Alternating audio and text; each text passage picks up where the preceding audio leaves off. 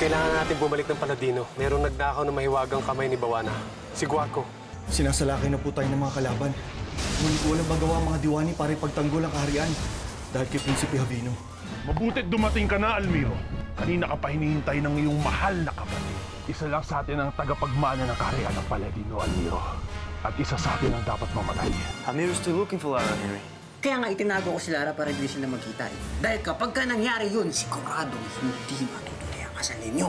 Simula sa araw na to, hindi na ako iiyak ng dahil sa kanya. Kalilimutan ko na siya, Mimi. Nabala mo kapag niyarang inilagay sa'yo ni Guarco!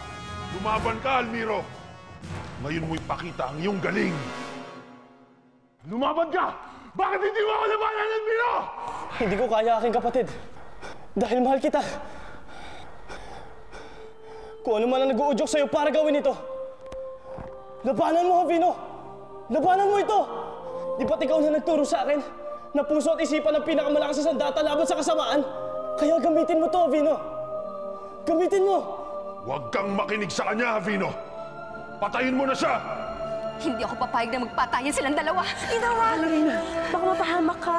At ano gusto mo gawin ko? Hayaan ko na magpatayan silang dalawa? Hindi pwede! Mamatay ka, Almiro!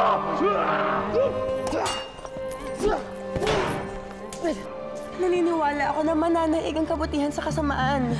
Mahal na Reyna, saksi ako kung gaano kamahal ni Javino si Almiro. Hindi niya magagawang patayin ito. Paano kung manaig ang kapangyarihan ni Guarco? Paano na ang mga anak ko? naalala mo ba, Javino? Nung mga bata pa tayo, lagi mo akong pinagtatanggol. Lagi mo akong tinutulungan sa mga bagay. Wala akong inisip kundi ang mapasaya ako, Javino. Ang mapabuti ang kalagayan ko. Pinilit mo nga bumalik sa Paladino para humanap ng ibang paraan para makalaya ako sa sumpa ni Bawana. Alam ko mahirap yun para sa'yo. Pero nagsakripisyo ka. Kaya hindi ako naniniwalang magagawa mo sa akin to. Aking kapatid.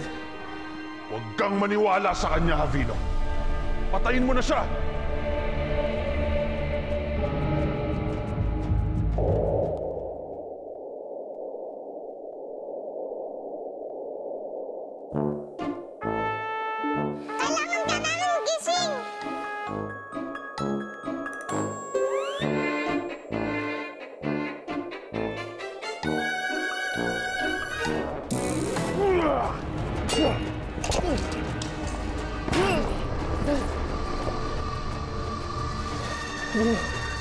Isa lang ang pwede maging hari na Paladino. At ako yun!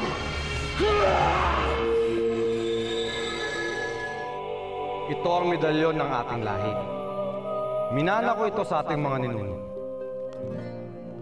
Marami ang sinisimbolo ng medalyon ito. Katapangan sa pakikipagdigmaan, kahusayan sa pamumuno, katapatan sa kanyang tungkulin. Balang araw, susunod ka sa aking yapak.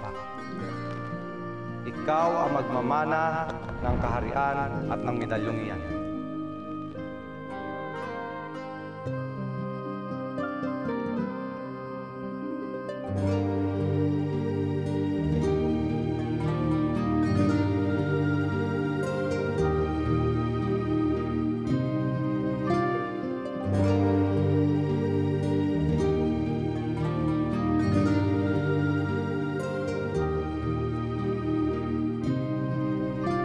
Bakit mo isinalin ng medalyon kay Almiro?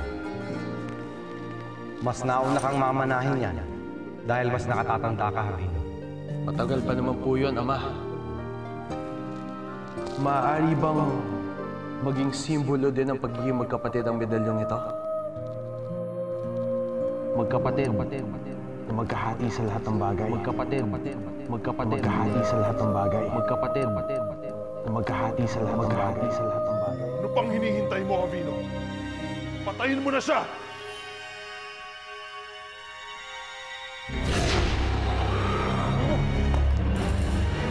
Javino! Ay, kapatid! Isa kang hangal. Kung hindi mo kayang patayin ang kapatid mo, ako ang tatapos sa kanya. Javino! Javino!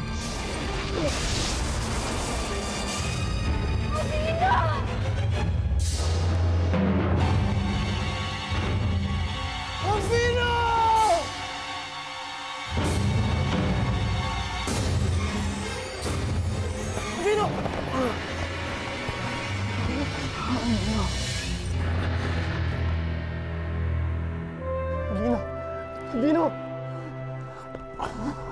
Alagaan mo si Mama at Ina, Almiro. Pati yung ating kapatid. Huwag kang magsasalita ng ganyan na, Vino. Ikaw ang tagapagmana ng Paladino. Pamumunuan mo pa ito.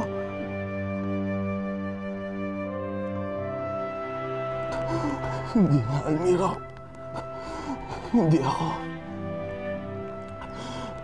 Ikaw na ang nakatakda. Ikaw na ang muling prinsipe ng Paladino.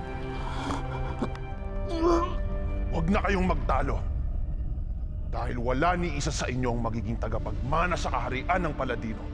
Pareho kayong mamamatay.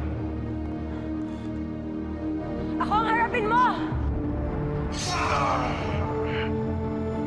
Saraya!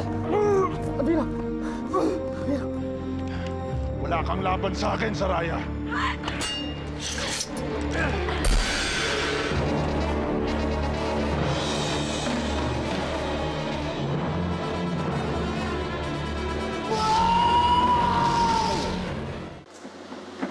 Oh, malungkot ka na naman.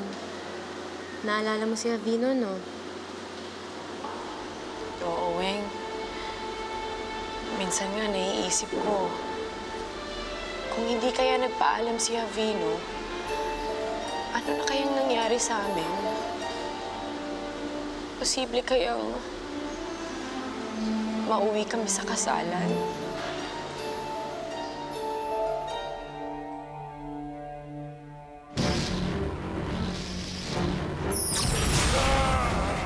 Isaya!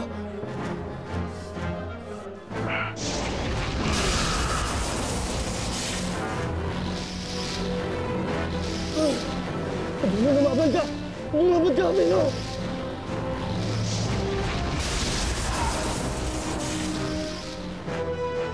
Vino!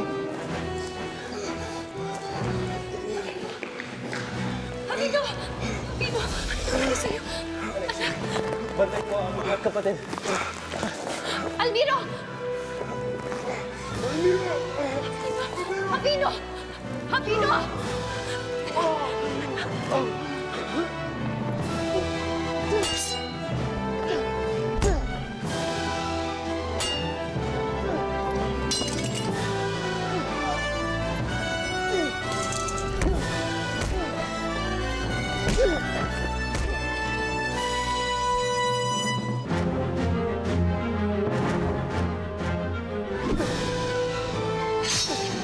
Para yan sa aking kapatid!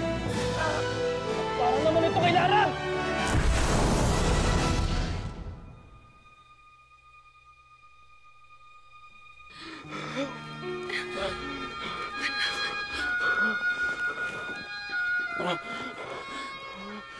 Anak, lumaban ka. Lumaban ka, anak. Huwag mo ako iiwan. Huwag mo ako iiwan.